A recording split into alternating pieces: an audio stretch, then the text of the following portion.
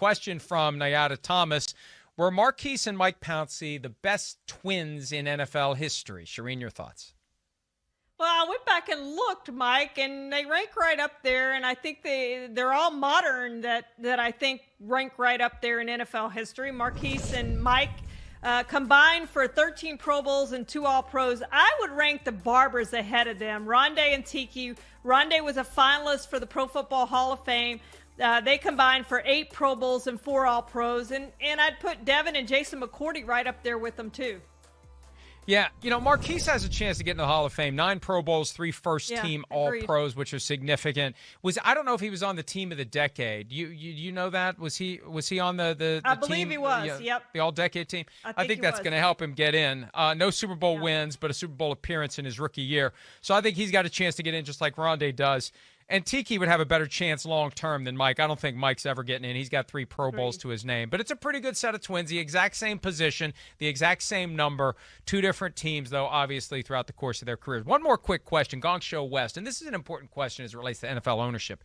As the captain of the sinking ship known as the Houston Texans, is Cal McNair a cautionary tale to the NFL on what the approval criteria should be for a team owner? This is a great question, Charean, because once your dad gets in, and the team goes to you, there's no approval process that I know of. I'm going to look into this, but I don't think that anytime there's an inheritance of a team, once a family owns it, you don't have to go through any scrutiny. You don't have to go through any minimal qualifications. You just take over. And that's the thing that I love about the NFL. And I don't love it because I think it's great. I love it because I think it's fascinating. All the money that's put into football operations, and the teams are ultimately run by a series of monarchies where it goes to this child, it goes to that child, it goes to that sibling, and they may not know a damn thing about running a football team. Yeah, exactly right, Mike. And I assume right now that Janice would probably be listed as the owner, Bob McNair's wife, and Cal is running the team because I don't think he actually has the owner title, but he certainly is running the team and representing the McNair family.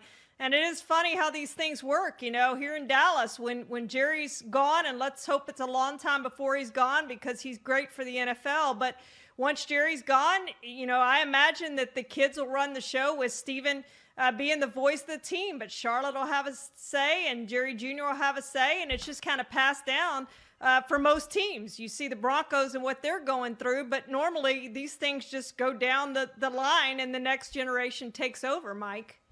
Important point to keep in mind, and I'm not going to go too deep into the rabbit hole, but the estate tax issue becomes critical, and the smart teams will finagle the ownership percentages to try to minimize the amount that the patriarch or matriarch hold at the time of the passing, because there have been teams that have been sold in the past. I think of Washington when Jack Kent Cook passed. The Dolphins when Joe Robbie died. You don't have the revenue, you don't have the money, you don't have the cash to pay the estate taxes and also run and hold the team. Hi, I'm Mike Tirico, and thanks for watching. Make sure to hit subscribe for the latest news and highlights from NBC Sports.